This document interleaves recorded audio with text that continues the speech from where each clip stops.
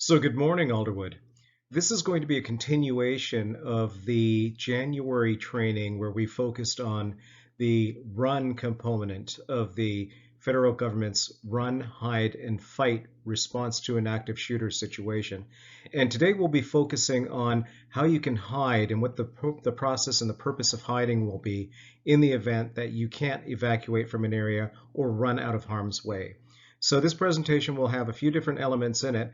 I encourage you to review this a few times until it becomes second nature, because again, this is an important thing that we have to consider in the event of any kind of a catastrophe at Alderwood or any of our site facilities.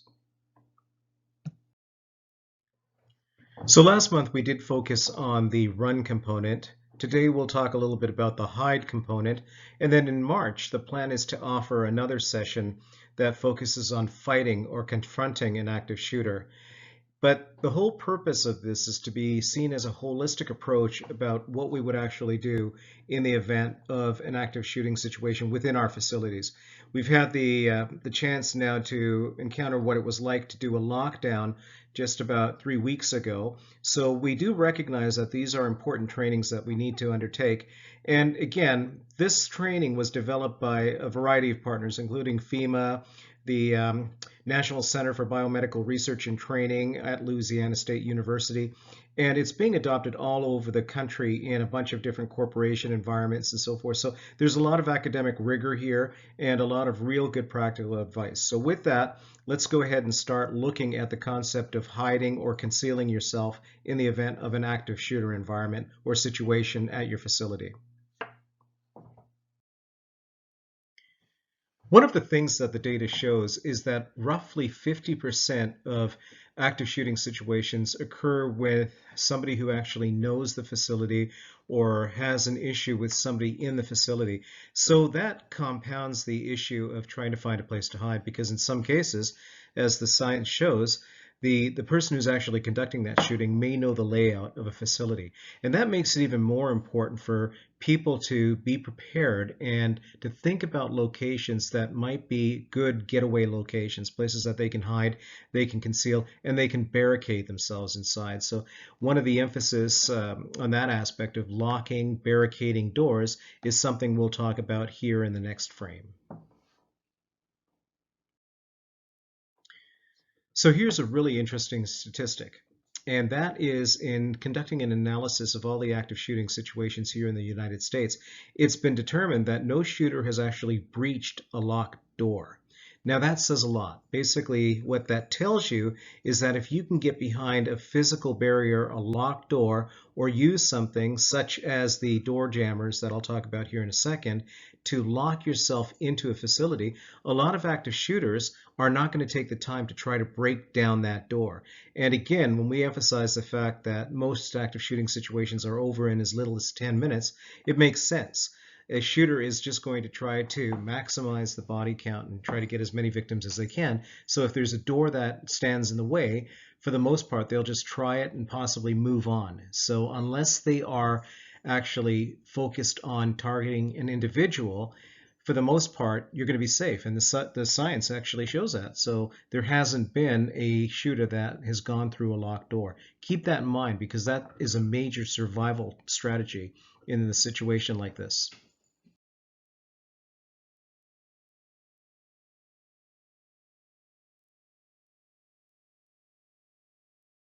Good morning, Alderwood.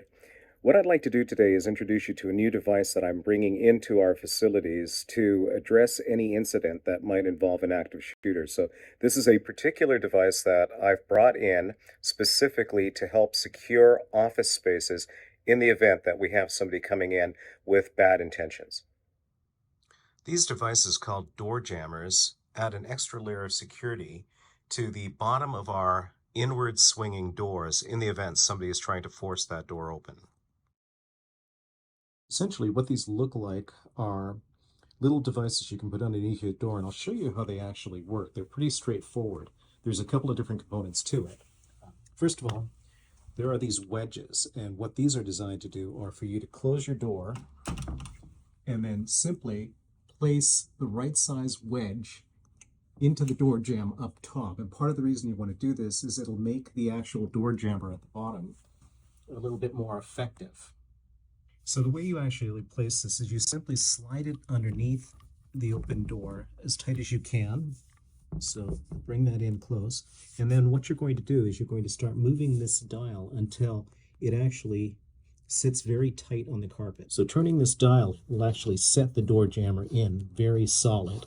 And then at the end, what you should have is a device that, combined with the lock, will make it almost impossible for anybody from the outside to actually kick the door open. So I'll give that a bit of a pull here. And that's very secure. That'll actually prevent the bottom of the door from being kicked in. And we'll be sure to distribute these to all of our facilities. So that includes M&O buildings, both of them, as well as the admin and the wastewater treatment plant too. So Paul has just installed a door jammer specifically on this door, and we're going to show you just how strong it actually keeps this door from being opened.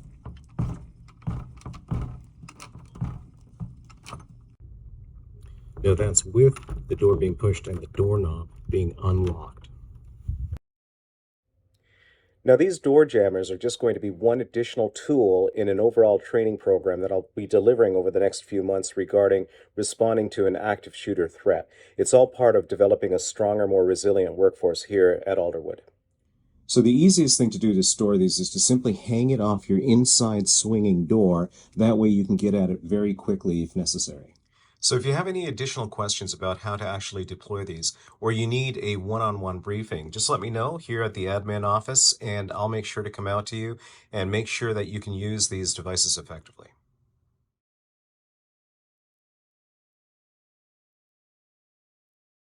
So let's go ahead and just recap a couple of very important factors.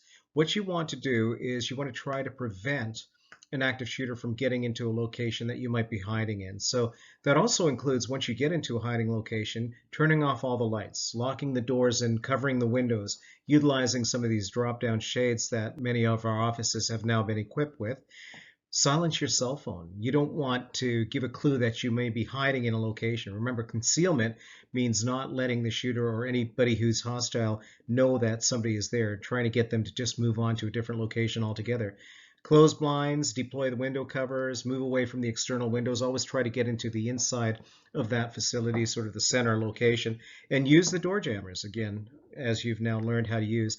And to let you know about the door jammers, there's a number of offices here in all of our facilities that are equipped with those. Most of those locations are facilities that have windows to the outside. They also have a device in those offices that have the ability to break windows in the event that you need to get out that way. So the more important thing is that, like I mentioned, these events are over in about 10 minutes.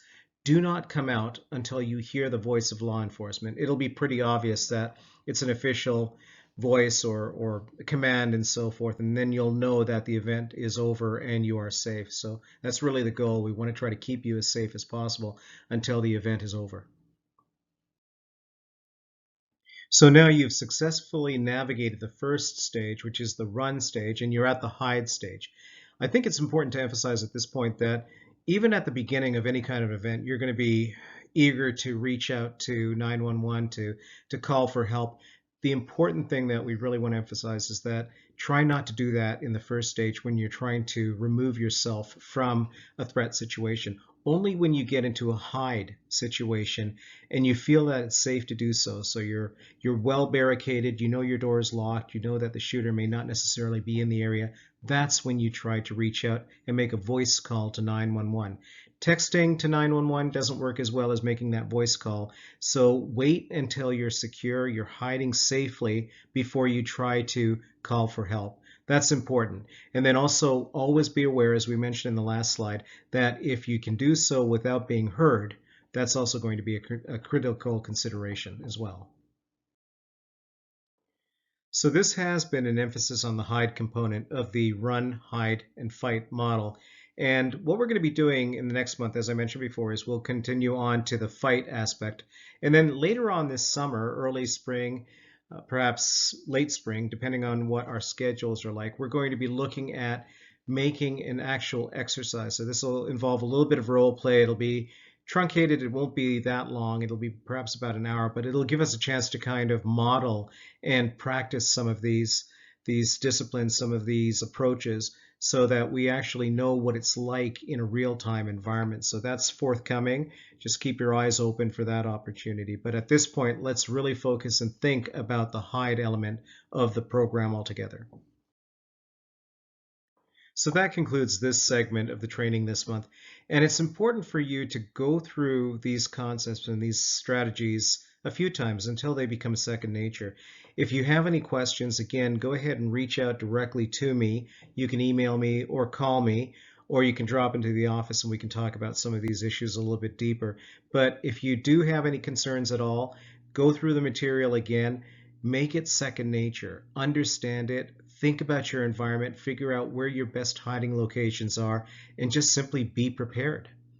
Thank you.